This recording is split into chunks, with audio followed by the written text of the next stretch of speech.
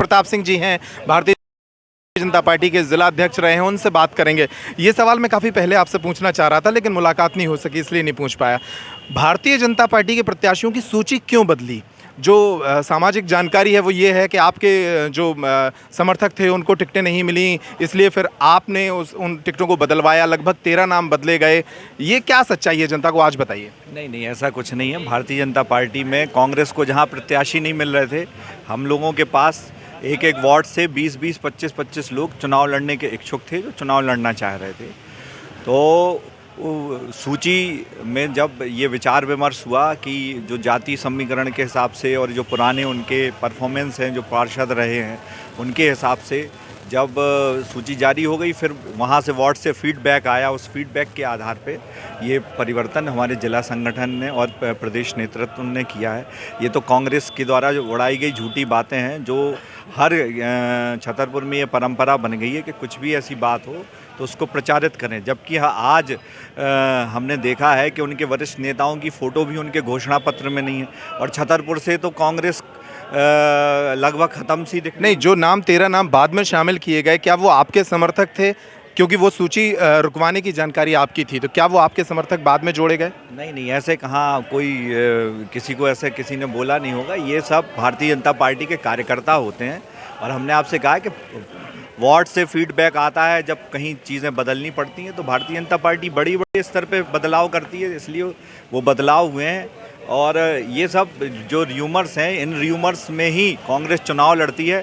जैसे अभी ललिता जी कह रही थी कि उनके पास कोई मुद्दे तो होते नहीं हैं, वो व्यक्तिगत आरोप प्रत्यारोप करके और झूठी अफवाहें उड़ा के ही चुनाव में बने रहना चाहते हैं। भाजपा में सब कुछ ठीक है। अभी कुछ दिन पहले आपका और ललिता जी के वीडियो सामने आए, वो आप पर आरोप लगा रही थी, आप उन पर आरोप लगा रहे थे। अब इस चुनावी माहौल में सब कुछ ठीक है?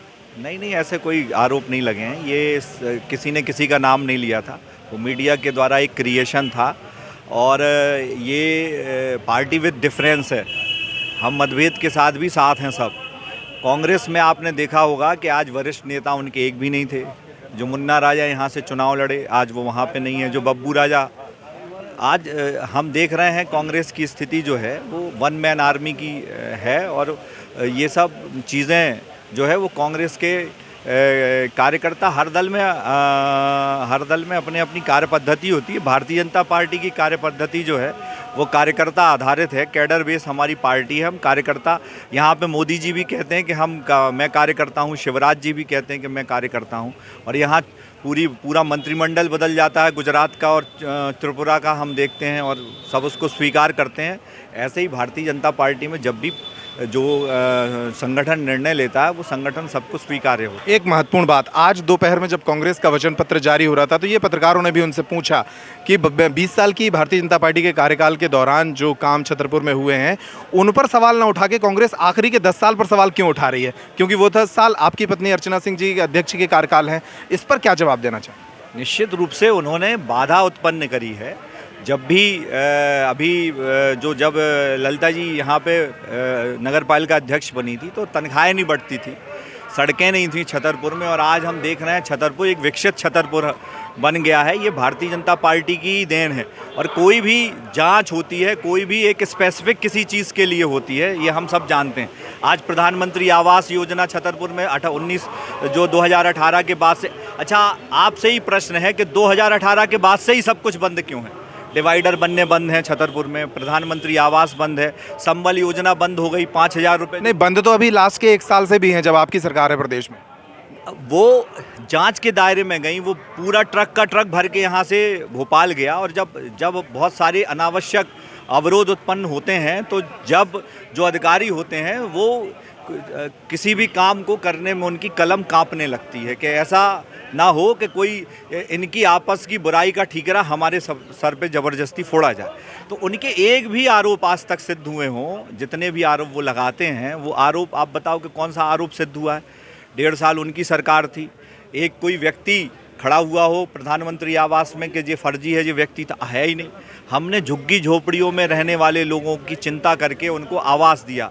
उनको पहले हमने छतरपुर की नगर पालिका का एक रजिस्टर बना के उनको दर्ज किया। अब जैसे फैल रहा है शहर, अब क्या विजन है? कल के संकल्प पत्र की 2-3 महत्वपूर्ण बातें जनता को क्या बताएं?